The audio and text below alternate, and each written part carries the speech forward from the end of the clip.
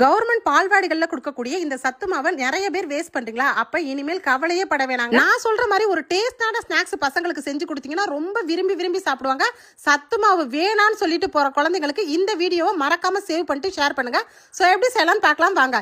இந்த சத்து மாவுல பாத்தீங்கன்னா எக்கச்சக்கமான சத்துக்கள் இருக்குன்னு தான் சொல்லணும். இது மாதத்துல 3 அல்லது 4 பாக்கெட் கொடுக்குறாங்க எல்லா பால்வாடிகள்லையும். இது சின்ன குழந்தைங்கள்ல இருந்து பெரியவங்க வரைக்கும் ரொம்பவே டேஸ்டா செய்யலாங்க. இந்த ரெசிபியை சாப்பிட்டு பார்த்தாங்கன்னா அப்புறம் இப்படிதான் வேணும்னு கேட்பாங்க. முதல்ல பாத்தீங்கன்னா ஒரு அரை மூடி தேங்காய் சில்ல வந்து இந்த மாதிரி பொடிசா வந்து கட் பண்ணி எடுத்துக்கலாங்க. இந்த மாதிரி குட்டி குட்டியா பொடிசா கட் பண்ணுங்க.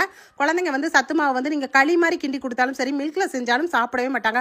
ஆனா இவ்வளவு ஒரு டேஸ்டான ரெசிபி செய்ய முடியுமானா ஆச்சரியம் தாங்க. அந்த அளவுக்கு ஒரு சூப்பரா இருக்கும்.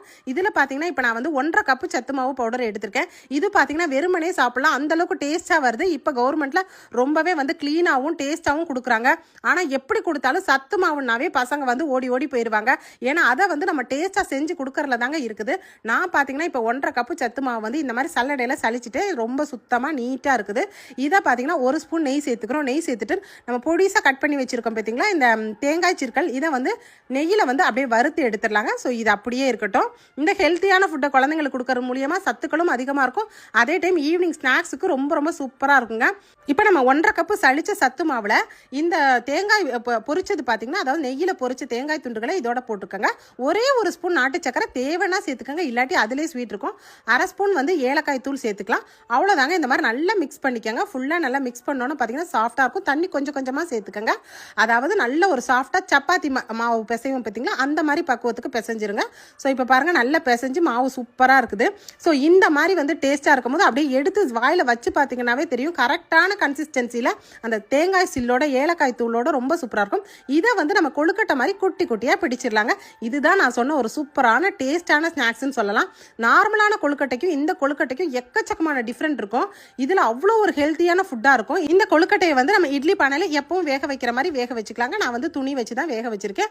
அவ்வளோதான். ஒரு 10 நிமிஷத்தில் ரொம்ப பர்ஃபெக்டான டேஸ்டான ஒரு ஹெல்த்தியான ஒரு கொழுக்கட்டை வந்து ரொம்ப சூப்பராக ஸ்வீட்டாக ரெடி ஆயிருச்சு. ஸ்வீட்டிலேருந்து இதில் போட்டிருக்க பொருட்கள் நாட்டு சக்கரையிலேருந்து எல்லாமே நமக்கு ஹெல்த்தி ஃபுட்டுங்க. இது வந்து 1 வயசு குழந்தையிலேருந்து பெரியவங்க வரைக்கும் எல்லாருமே தாராளமாக சாப்பிடலாம். இனிமேல் உங்கள் வீட்டில் வந்து குழந்தைங்க பால்வாடியில் கொடுக்கக்கூடிய சத்து மாவை வந்து வேஸ்ட் பண்ணாமல் இந்த மாதிரி வந்து குழந்தைங்களுக்கு பிடிச்சமான ஒரு சூப்பரான ஹெல்த்தியான கொழுக்கட்டையை இப்படி வித்தியாசமாக செஞ்சு கொடுங்க. இந்த சத்து மாவு கொழுக்கட்டை வீடியோ ரொம்பவே உங்களுக்கு பிடிக்கும்னு நினைக்கிறேன். பிடிச்சிருந்தா நம்ம வீடியோக்கு மறந்துடாமல் லைக் போட்டுக்கோங்க. இந்த மாதிரி வித்தியாசமான வீடியோக்கள் வேணால் நம்ம சேனலை ஃபாலோ பண்ணிக்கோங்க. அப்புறம் என்னங்க, இனிமேல் சத்து மாவு வேணான்னு சொல்லிட்டு ஓடக்கூடிய உங்கள் குழந்தைங்களுக்கு இந்த மாதிரி ஒரு டேஸ்டான ரெசிபியை செஞ்சு அசத்திடுங்க.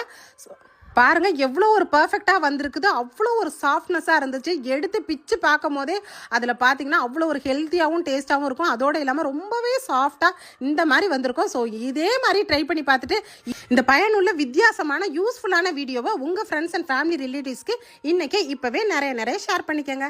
தேங்க்யூ. தேங்க்ஸ் ஃபார் வாட்சிங்.